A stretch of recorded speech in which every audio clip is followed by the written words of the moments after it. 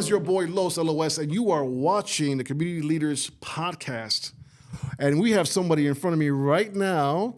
She goes by the first name Cyndi, and the last name is what again? DeLira-Rendon. Awesome, awesome. So what brings you in today? We want to know a little bit more about you. You started CLF the beginning of this year, I believe. Was it the beginning of this year or a few months ago? It was a couple months ago. Okay, so let us know a little bit about Cyndi. All right. Well, to start off with, I think one of the most important things and one of the things I'm most proud of is I'm a mom. My daughter's 13. Her name is Alice. So we're navigating 8th grade this year, which in Chicago is a very interesting journey. But I think part of this is what I want to make it different for her in the sense that I don't want it to feel like college and applying and trying to get into top schools, but rather helping her find what she's passionate about and so that she can chase that. So I'm also a cancer survivor. I'm very proud of that. I live with a cancer called multiple myeloma. So there's no cure currently, but I'm 9 years, I guess, in remission, which is great. I can dive into that story later, but I actually had to force doctors to give me a diagnosis in order to receive the treatment that I needed. And currently I work within the tech industry here in Chicago, so very active in the local tech industry. I work for a legal software company, but I also help run a nonprofit that uses tech for social justice. Okay, so what got you into all that stuff right now? I think it was just like different journeys. So I definitely have not followed the Latino tradition of like just stick to one job and do it if you got a good job. I went to college to be a dental hygienist. So I got an associate degree in that. And it seems like the easy path. My parents were very happy. I would get 3 letters behind my name. But I just wasn't fulfilled. There was no growth there. You know, like I could clean teeth, but I don't want to be a dentist. I don't want to open up my own dental office. And so I left and I pursued an associate degree in paralegal studies because I knew law was something I always wanted to be a part of. And I think being in the law made me realize I don't want to enforce it. I need to change it because there's just too many things that we're relying on from 250 years ago when we were established as a country that don't make sense and actually don't work for the people. Okay. So you switched careers, right? Yes. You wanted something at one point, but it's like, no, this ain't for me. I'm going to try something else. Did that drive your family crazy? Because you're like, what are you going to be doing? What are you going to be doing now? How do they feel? It still drives them crazy because I'm not where I want to be. But I realize that life has given me the set of experiences that I think I need for what my end goal is. And being able to speak to sort of those lived experiences will help shape the kind of leader that I'd like to be. So working in tech, I have no computer science background. COVID happened, and actually that was not very friendly for dental hygienists, and I was working at that time for a very large paint company as an interior designer. Fun fact, one of my clients was actually Juanita Jordan, and I did not know who Juanita Jordan was. Wow. Okay. I had to Google her, and I looked up the address of the house that I was going to, and I was like, this can't be that Juanita Jordan. It was, in fact, that Juanita Jordan. So that kind of helped close my interior design career with a bang. But during the pandemic, I was looking to change industries, and this opportunity in the tech field popped up, and I was like, I think I could do that. I've pivoted industries before. I have lots of transferable skills, and then, I ended up at a legal software company. So what do you do there exactly? So I work in marketing. What I help do is any of the products that we come out with, I help create resources or run webinars or even create events where our salespeople will go out and enable our customers to use that product. And so as a paralegal, part of my job was reading through thousands of medical documents and tagging things to the left arm or whatever the case needed. And so this software, what it does is it digitizes all of that. And so that way you don't have to hire someone to do that. It'll find everything that you need, whether it's related to medical or like corporate cases, things of that nature. Awesome, awesome. And you've been in this industry for how long now, you said? Almost 4 years. Do you love it? I love it because I know technology is emerging and it's just so ingrained in everything everybody does.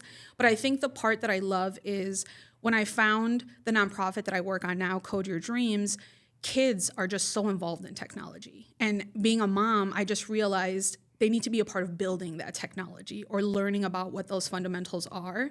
And so We have 13 different curriculums that we offer free of charge for students as young as kindergarten all the way up to adults. We actually are in over 750 correctional facilities on the East Coast. Okay. So we help provide that tech programming to those that are incarcerated. And having a daughter, I just realized like she needs to know how to build this, or she needs to know that there is a career there. It's not just coding, but like we need designers, we need people to pick colors, we need people to make the tech accessible. We need kids to be excited about the things that they're using so that they can create tech that makes sense for the next generation. Okay, so you mentioned a daughter. Yes. Okay, you seem kind of young for you to have a daughter. You look at your very early 20s. Thank you. So who is this daughter? So her name's Alice. I actually got pregnant my senior year of high school, so it was very unexpected. I did have a future that was very planned out for me, so I was supposed to go to Boston for college.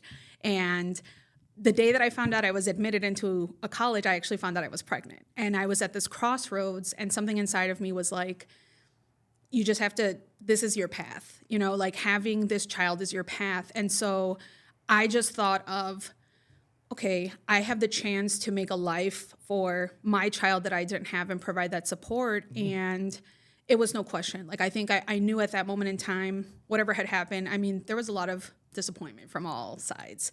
School, work, my family, obviously, because I was this like leader. I was very active. I was always president of this, captain of this. I was on the swim team. I played water polo. I was never home when I was a kid because I was just so busy with everything I did. But having her, I think, really was the direction that I needed to go because I was very bored with everything that I did. So I didn't take everything seriously. And having a child sort of forces you to mature and take things seriously because you can't play around. You can't not show up to class. You can't not go to work or show up late. Right. And so not only that, but it just taught me this other lens of like empathy. Having a child, especially her growing up, she was just always so loving. So I was raised, I'm the oldest daughter, so my dad kind of raised me like the firstborn son, and I really didn't have like acknowledgement of other people's feelings or things of that nature. It was just sort of like do what you have to do and get to the top. Right. Having a daughter made me stop because she is very animal friendly, so she does not eat any red meat. We tried vegan for a while. I did support her vegan lifestyle, but she was like, this is too much for me. So she only eats chicken, and I'm supportive of that. She's made a lot of decisions in her life, so she supports animals in every way, shape, or form. She's all about sustainability and the environment. And I just never cared about those things until I had a kid. And I think she's incredible. She's a big reason of why I think a lot of the things that I do today and find those opportunities because I want to make sure that she has that opportunity to explore different industries and not sort of think like, oh, I have to just do what my mom did. When, I was growing up, I only saw my mom do this. My mom was a dental office manager. She still works in dental, and there's nothing against it. She loves the dental field. But I wish I had like explored these other careers and known what other people did. And so being in tech, I see all of that. I see people that work in just events, people that work in partnerships, people that work in just sales, and they're non-technical jobs, but they pay very well. And I think Latinos especially, or young moms, or anybody who's homebound, people with disabilities, can excel in this career field. Okay, awesome. Did you mention her name? Her name is Alice. Alice. Shout out to Alice. She's in the building in spirit. Yes. So let's go deeper into you. So we found out what you're doing now, what you did in the past a little bit when it came to careers. So who were you when you were 10 years old? That is a great question because I think when I think about it, so growing up, I was bullied a lot. And I think that also led to sort of me developing into this empathetic adult because now I can recognize that in other people, sort of like when they feel vulnerable.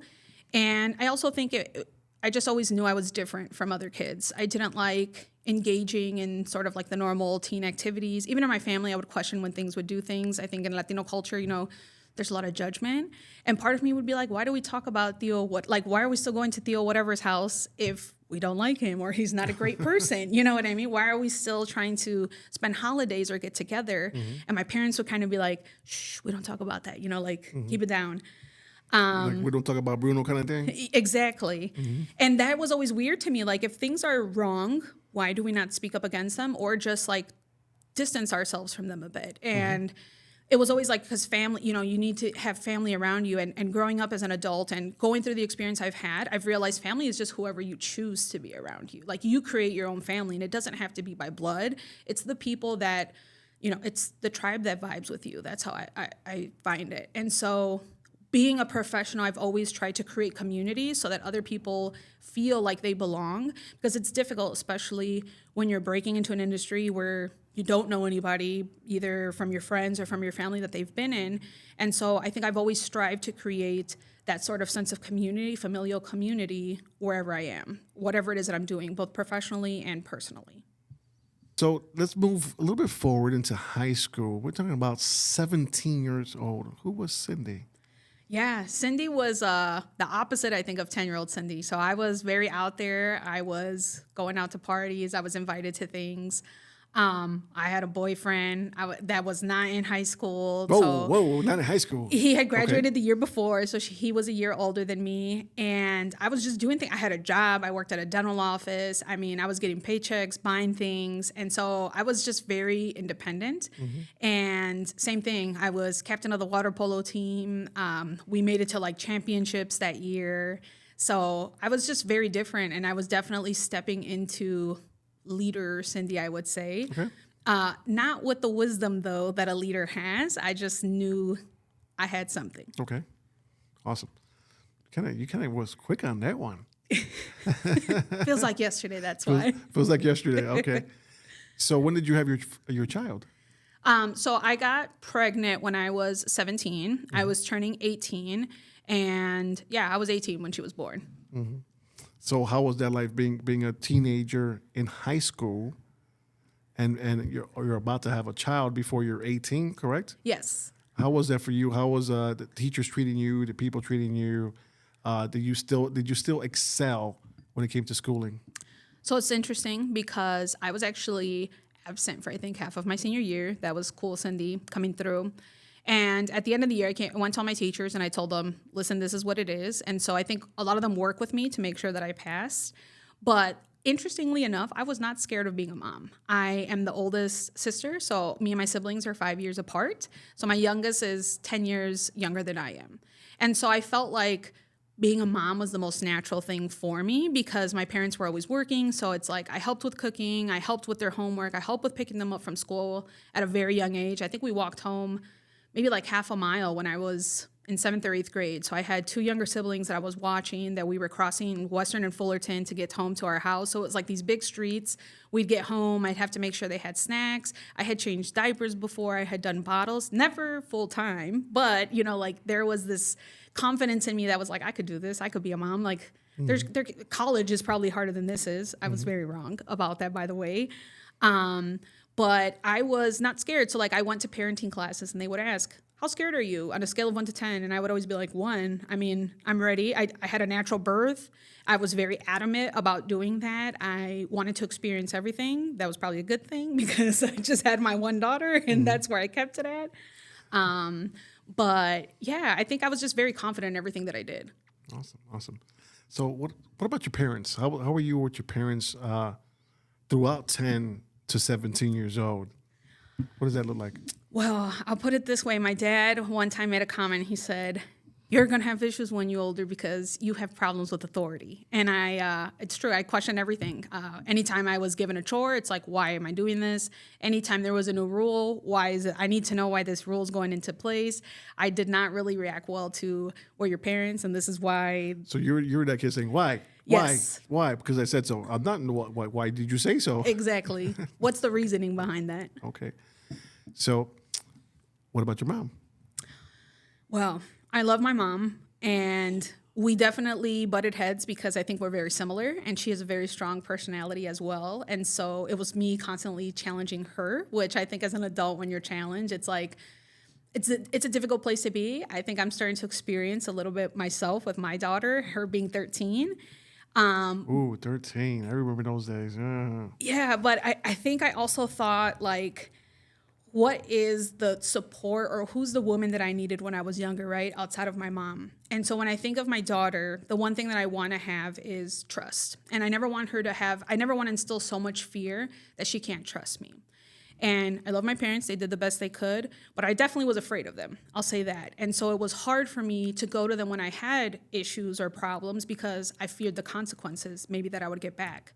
And with my daughter, what I try to do is I tell her I'm your lawyer, right? I can only protect you if you tell me the truth. And sometimes you mess up and it is what it is. And I'll call her out on that. But oftentimes it gives her the safe space that she needs to come and be like, listen, I did this. I'm having this issue with this person in my class right now. And, you know, sometimes I'll be like, girl, that's on you because you said something. And if someone said that to you, you'd feel the same way or you'd react. But other times I just sort of help her navigate like, listen, when you're a kid, especially when you're a teenager, people go around projecting all types of things, what they're going through at home, what they're going through personally, and you just have to establish those boundaries and make sure you're not that person's punching bag. I mean, when she was 8 or 9, she had that issue where there was a friend that would like swear and text her and be like, I'm going through so much in my life right now. And I would tell her, give me the phone, because we're not, you know, or give me the tablet. She didn't have a phone back then. I'd be like, give me the tablet because this is not appropriate. Like, this kid needs to deal with these issues, and them texting you with all of this, it's not on you. And so she's definitely grown up, I think, with a good sense of confidence earlier than I had. Mm-hmm. Even with her biological dad, he's sort of in and out. And there was a moment, and sorry, Alice, for saying this, but it's my favorite story, where one day, you know, like they meet occasionally, they see each other every few months, but like there was a day where he was trying to force an I love you from her, and he was like, I said I love you. And I had to put my hand up and be like, she heard it. The message was received. If she feels it, she'll reciprocate it. But like, other than that, we're not going to force her to say something that she doesn't feel. And ever since that moment, she's always just sort of held strong to that like, she's not going to say things just because she feels pressure to. She'll be honest with the way she is. And there's also a respectful way to do it, right? Like, mm-hmm. We're not just going to shut people down. But I feel really great knowing that I've empowered her to sort of carry that, because growing up, I feel like I suppressed a lot of the things I wanted to say just because I was trying to make that adult happy. Right. You're sort of fearful as well at the same time. Yes. Okay. So now you're in your 20s, early 30s. Well, we're gonna get there to the 30s, but now you're in your 20s, and you're going to school, and you're switching things up as well at the same time. Yeah. What obstacles did you go through during that time? Well, first I got married very naively. So I married my daughter's father. He was supposed to go to the Army, and the recruiter recommended that in order for us to get benefits, we get married. However, once we got married, he knew I was in college, and he actually pulled out of the recruitment process because he was like, well, I already got you, so I won. And so when that happened, actually shortly after, I was diagnosed with cancer. And it's interesting because I always say cancer was a gift that I didn't know I needed, because without going through that situation, I would not have been able to realize what I was going through, because I think I'm still working on it, but I always just see the good in everyone. And I'm starting to learn that not everyone has good intentions, and you have to be able to identify that. And so going throughout that process and seeing the way my relationship was with her dad, mm-hmm. I just knew I had to get out of it. It was not a good situation for me. I had to, like I said earlier, sort of fight for that diagnosis to begin with. I had a dental background. It was tonsil cancer, which is very rare.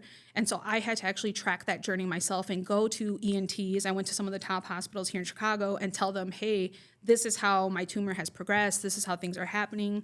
Once I got the diagnosis, I had to do my research on all my treatment. I did not take chemotherapy, so I only had radiation. And this was just like, I didn't realize, I thought everybody did this, and I was 22 at the time. And so I just thought, well, everybody researches what's happening to them. No, they don't. Yeah, they don't. Everybody advocates for themselves. But once again, I think being a mom, I knew how important it was that I get through this so that I could be there for her later, and so she could see all of this happening. And so that really opened my eyes to, I needed to get out of that relationship. It was not good for me. It was not good for her. It's not something that I wanted her to see. And so that helped me get out of that.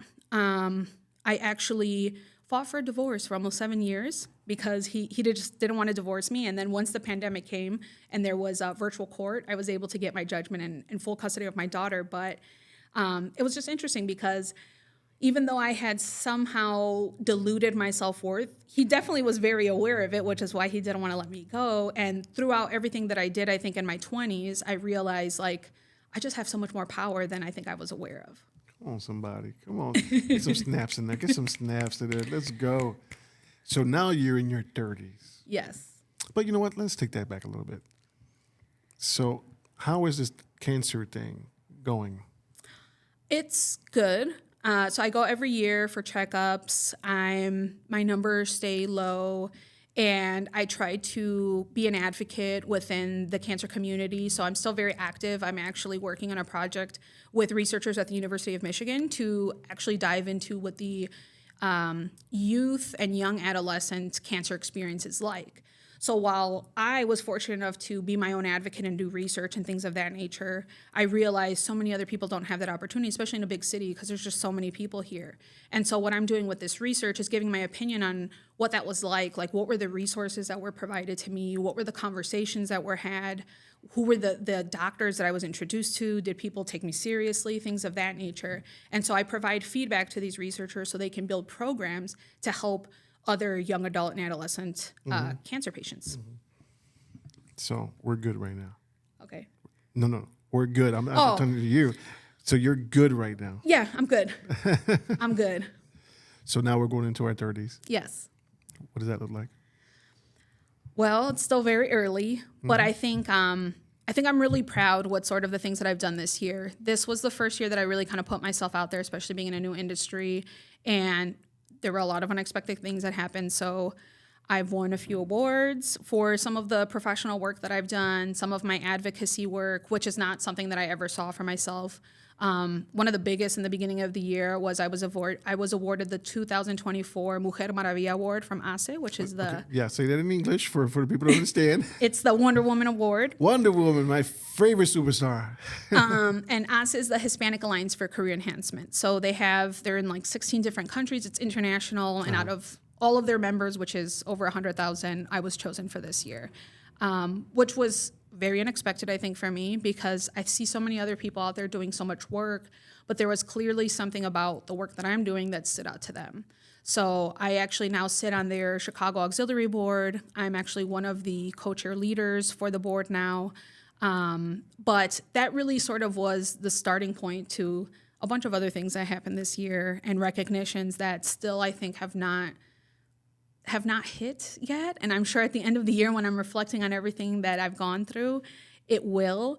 But it's been a roller coaster. I would say that we've been up, we've been down, we've been excited, we've been rejected, honestly. And it's not what I would have expected. 10 years ago, I think if I was talking to 22-year-old Cyndi going through the cancer, I would never have been like, you're going to win international awards and you're going to be awesome. In the tech industry. I want to win one. Can I just pay for one? It's just I want one of those things. We should do podcast awards. Podcast awards. I love that. I love that idea. Come on, somebody. Somebody do that. We're going to do podcast awards. So what are you looking forward in the near future? In 5 years, where you want to be? Yeah, so I think I definitely want to bring it back to sort of the justice part and working back in law. Getting into technology, specifically legal technology, I was excited with the opportunity to make connections with the government, although I think I've made more outside of my professional career with all the other endeavors I've had. And that's an aspiration of mine because I realize I don't want to enforce the law, I want to change the law. And I want it to work for people because I think being a young mom, I went through the welfare system, I had the lean card, I had a medical card, and I realized those systems are created to be a job. They're created to keep people suppressed because it's a whole day you got to take off to get reapproved for your lean card, to go to an office and pick up your WIC, to file for child support. I mean, I would have to take off all these days of work that it even seemed like, is it worth pursuing? Mm-hmm. And so looking at all of those and working in tech, realizing so many of these processes can be streamlined or made faster to actually help people instead of suppressing people. And I want to get into the place that's going to help change that because I definitely think it's a business and sometimes we don't realize everything is a business, even that system. And so, medical, things of that nature, I had to fight. I was under my dad's insurance, but I had to fight for my treatments to get them approved. And it was kind of crazy that I am not a doctor, but I had to get letters written or write letters myself as to why I needed these specific treatments. And so really what I think in the next few years I'd like to do is just meet people that love doing what they do to make them be the people in charge of creating or changing these systems. Awesome. I loved all of that. I see a bright future for you. So I got one more last question. If you had a superpower, what would it be and why? Man, this one always gets me because I think there's two, but they have the same outcome. It's either read people's minds or be invisible, because if I'm invisible, then I could be in the room to hear what people are saying. But if I can also read people's minds while I'm talking to them, it will just give me the insight that I need to come to the conclusion that I have to realize if they're being genuine or not. And so if I had to pick between the two, it'd probably be read people's minds, because that one's a little bit more like, I'll just know right now if you love the conversation or if you don't, and how to take it, or whatever, if you're feeling the conversation, if you vibe with me, rather than spying, because I'd just rather know up front. Awesome. Well, Cyndi, I want to thank you for coming on to the Community Leaders Podcast. Let's give it up for Cyndi one more time. Now put your hands together. Let's go.